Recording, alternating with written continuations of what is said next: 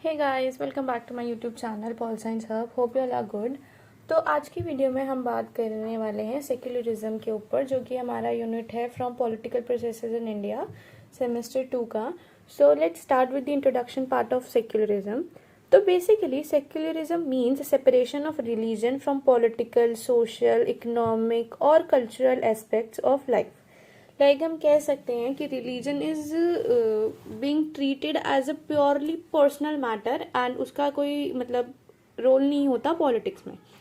In Indian in India secularism एक अलग POV या फिर डेफिनेशन है। Like it means equal treatment of all religions by the state and 42nd amendment of Indian constitution mention करता है अपने preamble में, या फिर स्टेट करता है कि India is a secular state.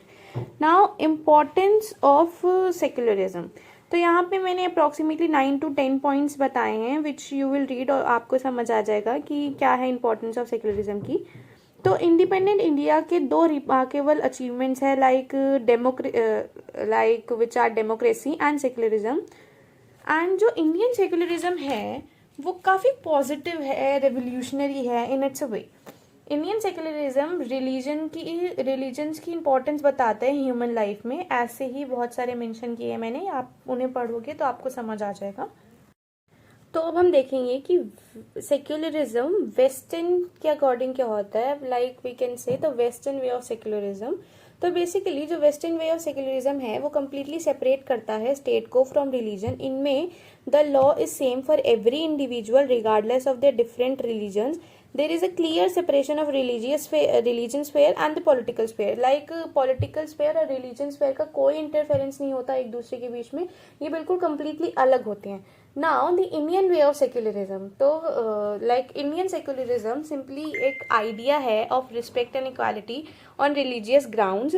Indian secularism के कुछ की फीचर्स मैंने यहाँ पे मेंशन किए हैं, जैसे हर सिटीजन को फ्रीडम होती है अपने फेथ और रिलीजियस चूज करने की, and the state can not discriminate anyone on the grounds of religion, and like state rights देता है रिलीजियस माइनॉरिटीज को to establish education institutions of their choice. Then Indian secularism concerned है दोनों side से, from inter religion and inter religion.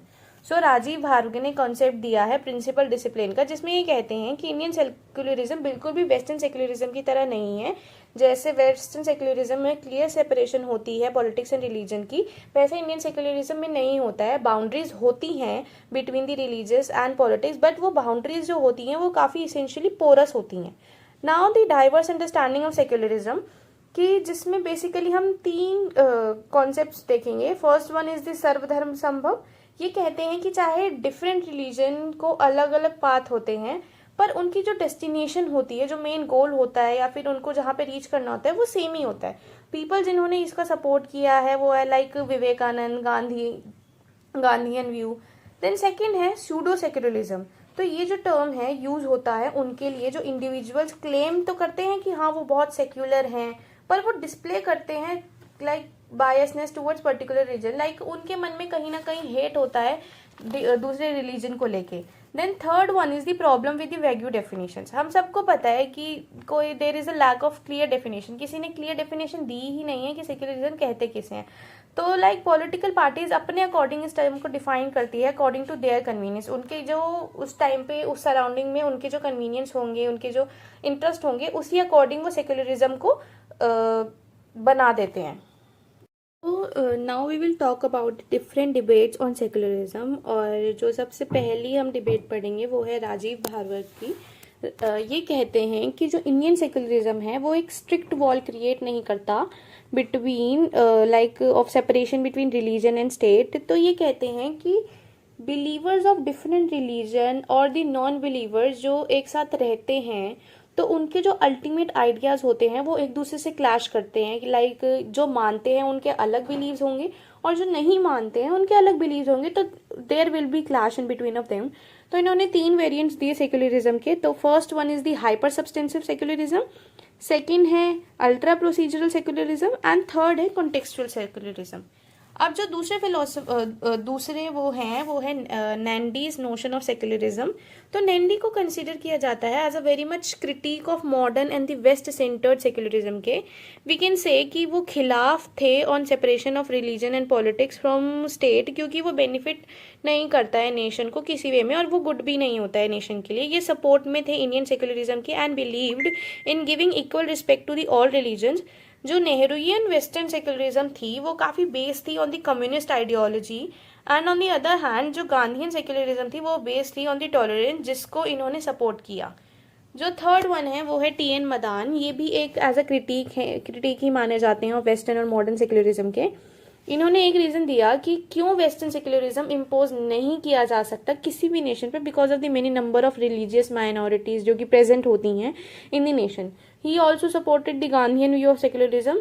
तो यहाँ पे मैंने दो और डिबेट्स मेंशन की है, one of the Meera Chandoke and the second one is the Amartya Sen, जो कि आप पढ़ेंगे तो आपको समझ हो जाएगी और they are not that much important. So now the challenges, अब हम बात करेंगे कि क्या चैलेंजेस या फिर कंसर्न रहे हैं सेक्युलरिज्म के। तो प्रॉब्लम ऑफ यूसीसी, जिसमें minority community compelled the government to enact legislator closer to its personal law and religious more acceptable. और जैसे कि अभी हम देख ही रहे हैं कि कैसे यूसीसी के लिए वो हो रहा है कि वो अप्लाई हो जाए। Then second one is the failure of government in evolving a just economic order. Then third is the serious doubts about how secular state is. तो यहाँ पे मैंने कुछ केसेस मेंशन किए हैं जो क्वेश्चन को मतलब इनके आंसर्स होंगे कि क्या सच में इंडिया एक सेक्युलर स्टेट है। देन पॉलिटिक्स एंड रीजन, इसमें बेसिकली ये होता है कि पॉलिटिक्स में रिलीजन को इन्वॉल्व करके सेक्युलरिज्म के कॉन्सेप्ट को भुला दिया जाता है। और जैसे कि सुप्रीम कोर्ट ने ऑब्जर्व किया था इन द केस ऑफ बोमानी, जहाँ पे religion was not separated from politics और जो रूलिंग पार्टी का रिलीजन था वो रिलीजन बन गया था स्टेट का। तो हम देख सकते हैं कि कैसे रिलीजन एंड पॉलिटिक्स एक दूसरे से इन्वॉल्व हो जाते हैं। तो ये हमारी कंक्लूडिंग स्लाइड है जो हमने इस वीडियो में पढ़ा है। मैं आपको फिर कह रही हूँ प्लीज़ इस कंटेंट को पढ़ें ज़रूर। एंड अगर आपको मेरी वीडियो पसंद आई हो तो प्लीज़ मेरे चैनल को सब्सक्राइब करें, वीडियो को लाइक करें और कमेंट करें कि अगर कुछ भी कमी रही हो, एंड प्लीज़ शेयर करें लोगों से ताकि उनकी भी हेल्प होती रहे। And thank you so much for watching, keep supporting guys.